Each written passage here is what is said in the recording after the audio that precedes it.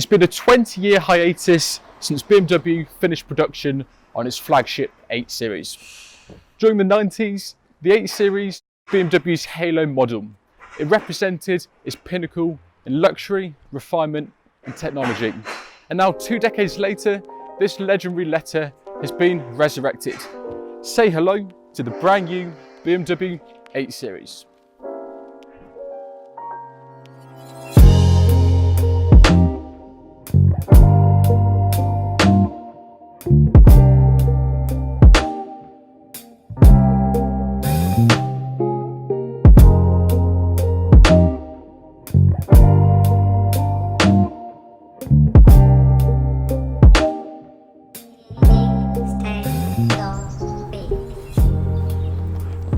But before we drive the new car, let's start with a history lesson.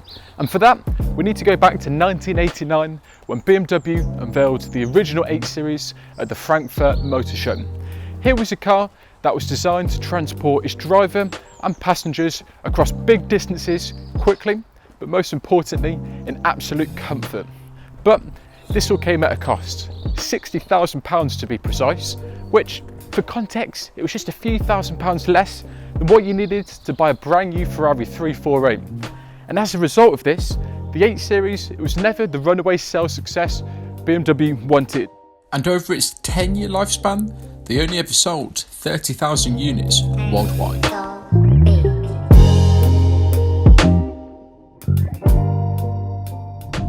And fast forward to 2019, we're in the brand new BMW 8 Series. Now, this is a car BMW has marketed as its first ever luxury sports car, and it's priced from £76,000. Now, this model, it replaces the now outgoing BMW 6 Series Coupe.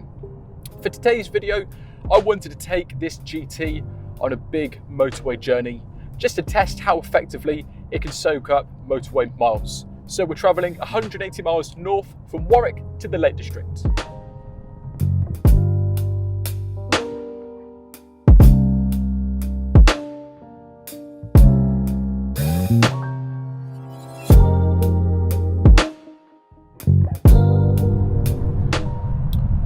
As we have many hours of laborious motorway driving, I thought this would provide the perfect opportunity to talk you guys around the technology in this car.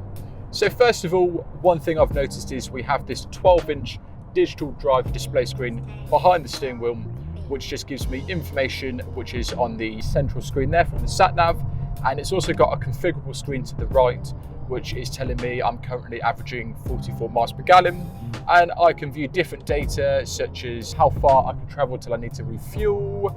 There's a G meter, which is quite an unusual thing to have in a diesel Grand Tourer, and various other information. Above that, we have a heads-up display, which again tells me the speed I'm traveling at and also gives me directions from the sat-nav. And then in the center, we have BMW's latest iteration of its iDrive system. Now, this has various gadgets to keep the driver or passenger entertained, but one feature I do want to demonstrate is something called gesture control, which means by using hand movements, you can control various functionality of the infotainment system. So if I wish to turn the radio station or a song I'm listening to up, I just do this.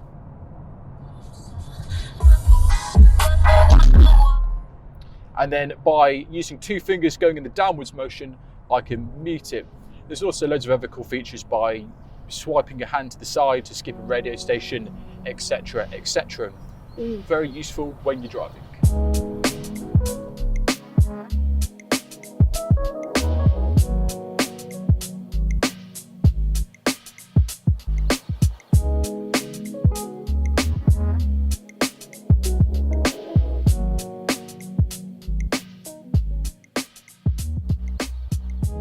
Driving on the motorway for just over 100 miles now, and I think I've now got the perfect opportunity to de-piece whether this car can effectively meet the Grand Touring brief.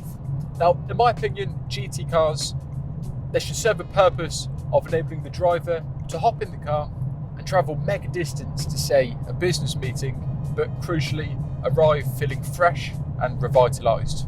So, at the moment, I'm driving the car in comfort mode, in adaptive cruise control, which means the car is assisting with my braking, accelerating and also steering. And one thing I do want to point out is the refined nature of this modern diesel engine. It's mated with BMW's 8-speed automatic gearbox, and it's just a quiet experience in the cabin. I'm sat in these well-sculpted merino leather seats, which are finished in a colour called ivory, I believe, and they contrast really nicely with this black Alcantara headliner up here. And when I look around this Imperial cabin, it's nice seeing all the elegant touches of detail BMW have put in the cabin.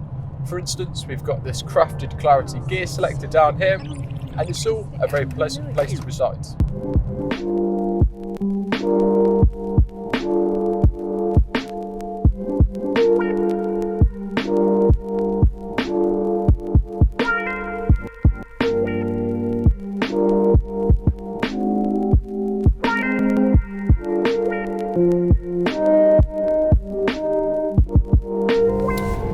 We're in the Lake District, and as I'm sure you can tell by now from the state of my shirt and outside, we've possibly picked the worst day to get here. It's pouring with rain, it's windy, it's going to get dark super early, but let's focus on the task in hand. The 840D, what's going on here then?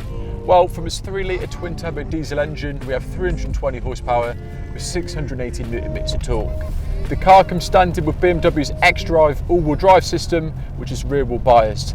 And today like this, I think having that all-wheel drive setup is exactly what you need. That all-weather dependability. Now, of course, you can put this car into sport mode and control it on the pedals, but I think today that's not really relevant. In fact, I think most people who'll be looking to buy this car won't be interested in its sporting credentials. I mean, it is a properly fast motor, 0 to 60 in 4.9 seconds at 155 miles an hour. But the purpose of this car is just a comfortable long-distance cruiser. And BMW have positioned this in the marketplace to go in competition with the likes of the Lexus LC, the Mercedes S-Class Coupe, but it's also aiming for the upper echelons of the marketplace with the likes of the Aston Martin DB11 and the Bentley Continental GT. But from a price point perspective, I think those competitors will be more comparative to this car's petrol derivative, the BMW M850i, which starts from £100,000.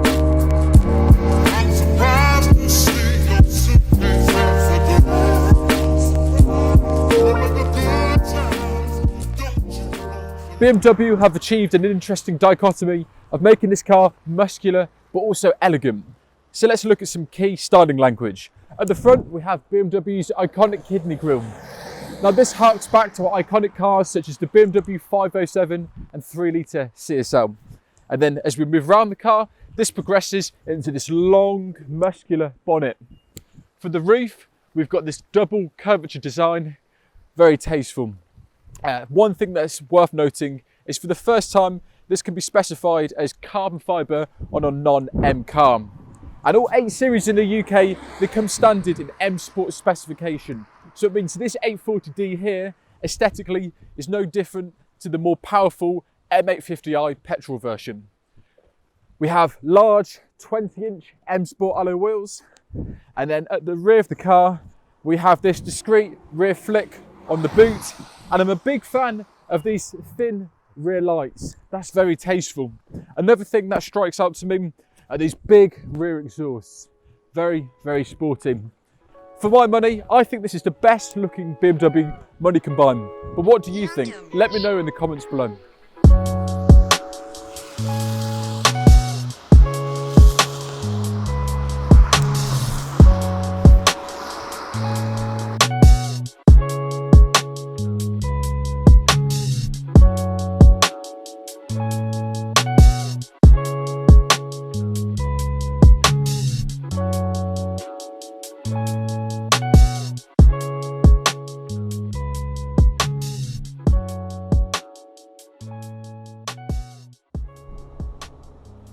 Day 2, drove over 400 miles yesterday in the new 8 Series, and here's my concluding thoughts.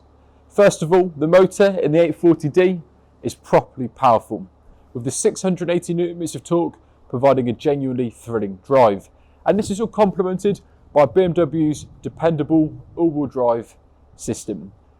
Also, with the smooth suspension setup, it effectively deals with the undulating road surfaces and potholes that plague the UK roads.